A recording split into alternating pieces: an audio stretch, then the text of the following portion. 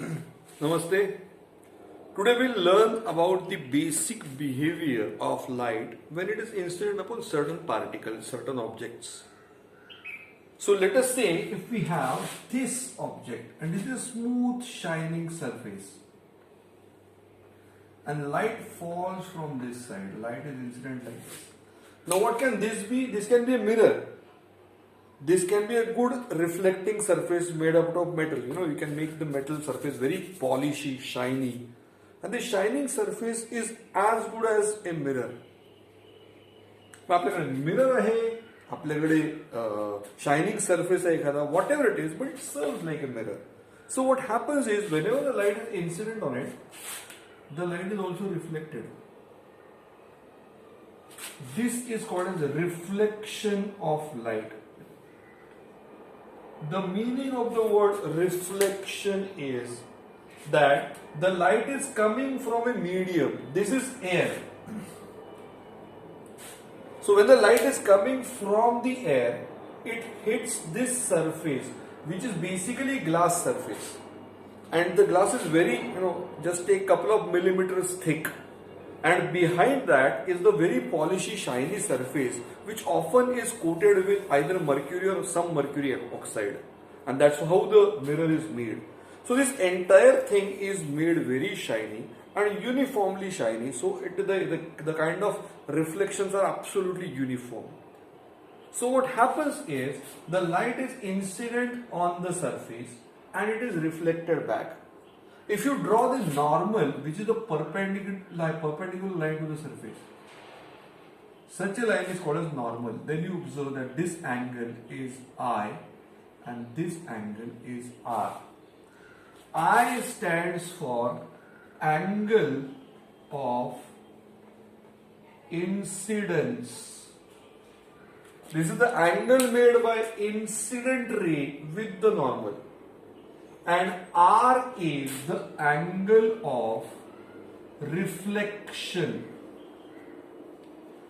This is the angle made by the reflected ray with the normal. So according to the law of reflection, there are two laws of reflection. The first, both are important, both are necessary.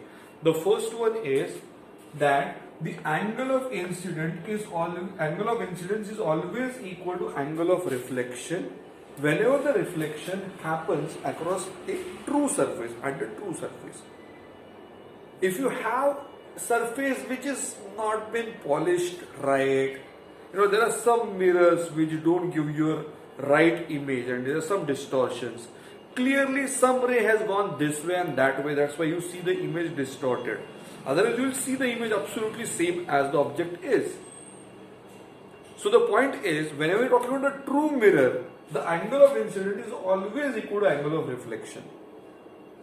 And incident ray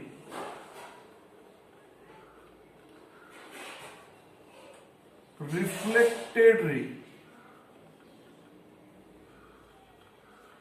and normal lie in same plane. This is very important if you understand what it really means.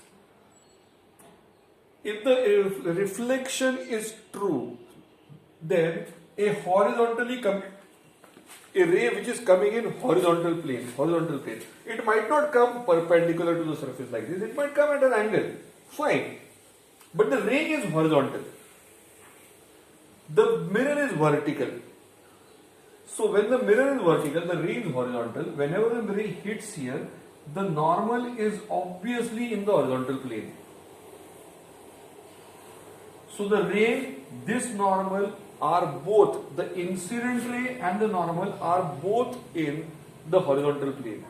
And then the ray is reflected, and you observe that the reflected ray is also in the horizontal plane, same plane. Supposedly the ray comes like this and it hits here, and the normal will be like this. Then the ray is reflected like this and all three will form a plane. This is very interesting. The incident ray, reflected ray and normal lie in the same plane. So the phenomenon of reflection is a three-dimensional phenomenon. Because the mirror is like this, the ray might come like this and it might be reflected like this. Whatever happens, the entire thing is a three-dimensional thing. But if you can only drop the mirror part of it, if you only see this diagram, then suddenly this three-dimensional part of the mirror is no longer important. The normal, incident ray and reflected ray all can be shown in one plane because they actually are in the same plane. And that's why it becomes a two-dimensional planar understanding, which is very interesting. So these are two different laws of reflection. The first law is incident ray is always equal to angle of incidence is always equal to angle of reflection. And the incident ray, reflected ray and normal will always lie in the same plane. This is about reflection. Reflection of light actually is the process of behavior of light, or not process, the behavior of light whenever the light or the ray of light is incident on a particular surface, and then from that surface the ray of light is sent back to the medium from where it came from. So if the light came from air, it will be sent back to air. It will not go inside the the glass or whatever that it is. Suppose even if we see reflection across the water surface as well, if there is a leak, actually I think the phenomenon of reflection and the incident ray being reflected and the entire phenomenon of reflection was discovered in a leak. What happened is, this is a guess, but it's a very scientific guess. मैं जो बता रहा हूं इसका मैं evidence नहीं दे सकता, लेकिन ये पक्का सही होगा. तो ये है ना, ये है वाटर और यहां पे ये तालाब है और ये तालाब, this is leak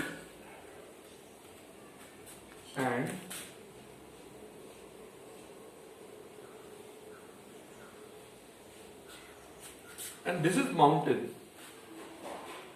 So what happens is, let's say this is mountain here as well, and there is a tree here, and on that tree some monkeys are sitting or something is happening. You can see it from here. If you look down from here, you'll see this. The reflection is reaching. And that is where the entire phenomenon of reflection was discovered because of this. Okay, if you look inside the water, you see on the other side. So the light rays are reflected, and that's why the human beings were inspired to make something which can be reflecting. And then it was realized now when you have metal, the metals were made, and let's say make a sword, or if you make a dagger, chaku वगैरह बनाया. So in that case, you make it so polished, you polish it again and again, you make it surface smooth. The smoother the surface becomes, the shinier it becomes, the more are the possibilities of reflection happening there. And that's where human beings were inspired to make a device where reflection is natural and a mirror was made. So all started from here, where the ray of light is coming from air, it hits water but doesn't enter water, it is reflected back to air. This is reflection. But some rays surely are incident from air, but they don't go back to air, they are actually gone inside the water. What happens to that? That is a new thing that is called refraction. Let's study that.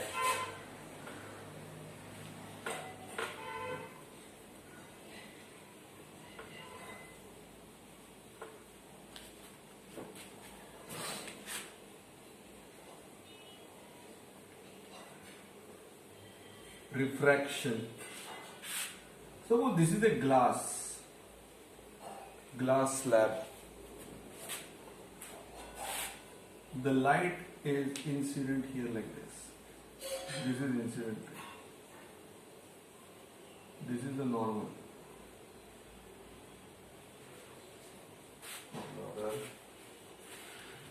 The normal electron dotted.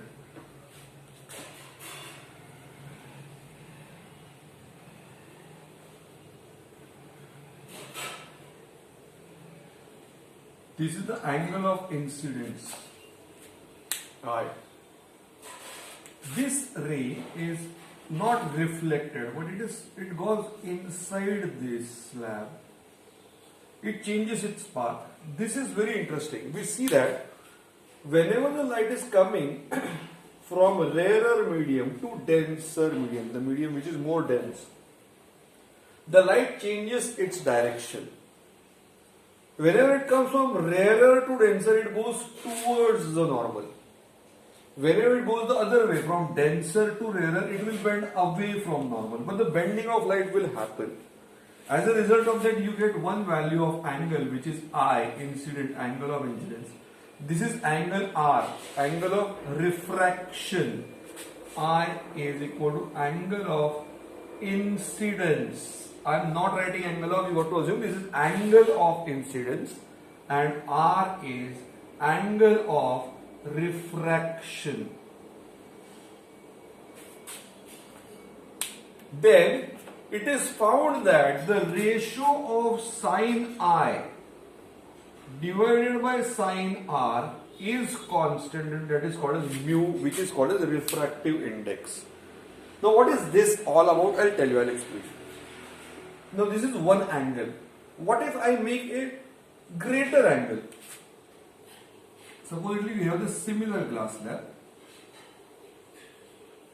but the material is same, absolutely the same material. This is normal, but the angle is far wide. This angle is far greater than this angle. If this was like 40 degrees, this is surely 65 degrees or something like that. It's a much greater angle. So the refraction will also be like this. Angle of refraction will also be greater than this. This is greater. But again you will see that sin I upon sin R, even in this case, is the same value mu. So if I say sin, this is I1 and this is R1, this is I2 and this is R2, I1, R1, I2, R2, still the value of mu is not going to change.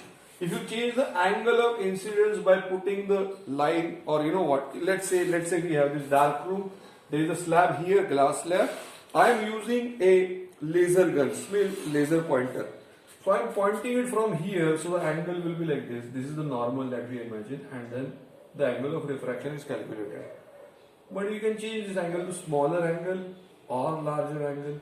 Yet no matter what happens, the angle between incident, the angle of incidence, angle of refractions adjust themselves in such a manner that sin I upon sin R is always constant, that is mu. Now this is a formula that we'll use, and this formula goes, the formula is sin I upon sin R, not I1 and R1 or anything like that. This formula is used, and it is useful for many numericals. We will solve those numericals.